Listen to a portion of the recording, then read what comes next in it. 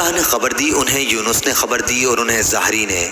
دوسری سند، اور ہم سے احمد بن صالح نے بیان کیا، کہا ہم سے عنبسہ نے، ان سے یونس نے، ان سے ابن شہاب نے بیان کیا، اور ان سے انس رضی اللہ عنہ نے بیان کیا کہ ابو ذر رضی اللہ عنہ بیان کرتے تھے کہ نبی کریم صلی اللہ علیہ وسلم نے فرمایا، میرے گھر کی چھت کھولی گئی، میرا قیام ان دنوں مکے میں تھا، پھر جبریل علیہ السلام اترے اور میرا سینہ چاک کیا اور اسے زمزم کے پانی سے دھویا، اس کے بعد سونے کا ایک تشت لائے جو حکمت اور ایمان سے لبریز تھا، اسے میرے سینے میں اونڈیل دیا، پھر میرا ہاتھ پکڑ کر آسمان کی طرف لے کر چلے۔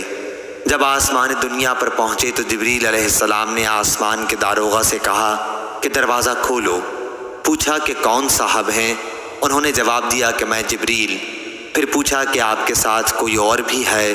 جواب دیا کہ میرے ساتھ محمد صلی اللہ علیہ وسلم ہیں۔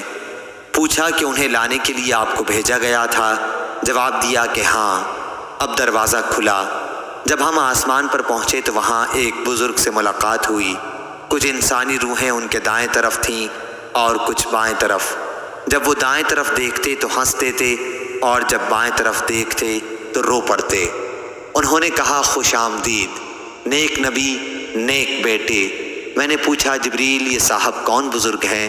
تو انہوں نے بتایا کہ یہ آدم علیہ السلام ہیں، اور یہ انسانی روحیں ان کے دائیں اور بائیں طرف تھیں، ان کی اولاد بنی آدم کی روحیں تھیں۔ ان کے جو دائیں طرف تھیں وہ جنتی تھیں اور جو بائیں طرف تھیں وہ دوزخی تھیں، اس لیے جب وہ دائیں طرف دیکھتے تو مسکراتے اور جب بائیں طرف دیکھتے تو روتے تھے۔ پھر جبریل علیہ السلام مجھے اوپر لے کر چڑھے اور دوسرے آسمان پر آئے۔ اس آسمان کے داروغہ سے بھی انہوں نے کہا کہ دروازہ کھولو۔ انہوں نے بھی اسی طرح کے سوالات کیے جو پہلے آسمان پر ہو چکے تھے۔ پھر دروازہ کھولا۔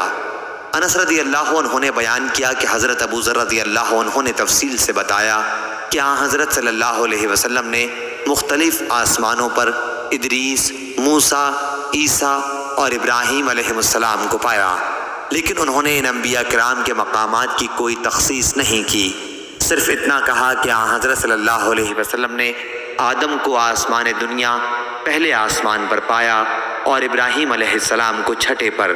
اور حضرت انس رضی اللہ عنہ نے بیان کیا کہ پھر جبریل علیہ السلام ادریس علیہ السلام کے پاس سے گزرے تو انہوں نے کہا خوش آمدید، نیک نبی، نیک بھائی۔ میں نے پوچھا کہ یہ کون صاحب ہیں؟ جبریل علیہ السلام نے بتایا کہ یہ ادریس علیہ السلام ہیں۔ پھر میں عیسیٰ علیہ السلام کے پاس سے گزرا، انہوں نے بھی کہا خوش آمدید، نیک نبی، نیک بھائی۔ میں نے پوچھا یہ کون صاحب ہیں؟ تو بتایا کہ عیسیٰ علیہ السلام۔ پھر میں ابراہیم علیہ السلام کے پاس سے گزرا تو انہوں نے فرمایا کہ خوش آمدید، نیک نبی اور نیک بیٹے۔ میں نے پوچھا یہ کون ہیں؟ جواب دیا کہ یہ ابراہیم علیہ السلام ہیں۔ ابن شہاب سے زہری نے بیان کیا اور مجھے ایوب بن حزم نے خبر دی کہ ابن عباس رضی اللہ عنہ اور ابو حبہ انصاری رضی اللہ عنہ بیان کرتے تھے کہ نبی کریم صلی اللہ علیہ وسلم نے فرمایا، پھر مجھے اوپر لے کر چڑھے اور میں اتنے بلند مقام پر پہنچ گیا جہاں سے قلم کے لکھنے کی آواز صاف سننے لگی تھی۔ ابو بکر بن حزم نے بیان کیا اور انس بن مالک رضی اللہ عنہ نے بیان کیا کہ نبی کریم صلی اللہ علیہ وسلم نے فرمایا، پھر اللہ تعالیٰ نے 50 وقت کی نمازیں مجھ پر فرض کیں۔ میں اس فریضے کے ساتھ واپس ہوا اور جب موسیٰ علیہ السلام کے پاس سے گزرا تو انہوں نے پوچھا کہ آپ کی امت پر کیا چیز فرض کی گئی ہے؟ میں نے جواب دیا کہ 50 وقت کی نمازیں ان پر فرض ہوئی ہیں۔ انہوں نے کہا کہ آپ اپنے رب کے پاس واپس جائیں کیونکہ آپ کی امت میں اتنی نمازوں کی طاقت نہیں ہے۔ چنانچہ میں واپس ہوا اور رب العالمین کے دربار میں مراجعت کی، اس کے نتیجے میں اس کا ایک حصہ کم کر دیا گیا۔ پھر میں موسیٰ علیہ السلام کے پاس آیا اور اس مرتبہ بھی انہوں نے کہا کہ اپنے رب سے پھر مراجعت کریں۔ پھر انہوں نے اپنی تفصیلات کا ذکر کیا کہ رب العالمین نے ایک حصے کی پھر کمی کر دی۔ پھر میں موسیٰ علیہ السلام کے پاس آیا اور انہیں خبر کی۔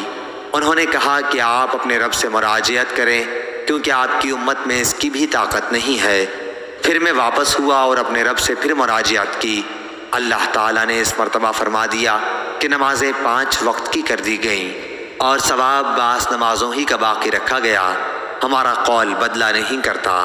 پھر میں موسیٰ علیہ السلام کے پاس آیا تو انہوں نے اب بھی اسی پر زور دیا کہ اپنے رب سے آپ کو پھر مراجعت کرنی چاہیے، لیکن میں نے کہا کہ مجھے اللہ پاک سے بار بار درخواست کرتے ہوئے اب شرم آتی ہے۔ پھر جبریل علیہ السلام مجھے لے کر آگے بڑھے اور سدرۃ المنتہا کے پاس لائے، جہاں مختلف قسم کے رنگ نظر آئے جنہوں نے اس درخت کو چھپا رکھا تھا۔ میں نہیں جانتا کہ وہ کیا تھے۔ اس کے بعد مجھے جنت میں داخل کیا گیا تو میں نے دیکھا کہ موتی کے گنبد بنے ہوئے ہیں اور اس کی مٹی مشک کی طرح خوشبودار تھی۔ صحیح بخاری حدیث نمبر 3342۔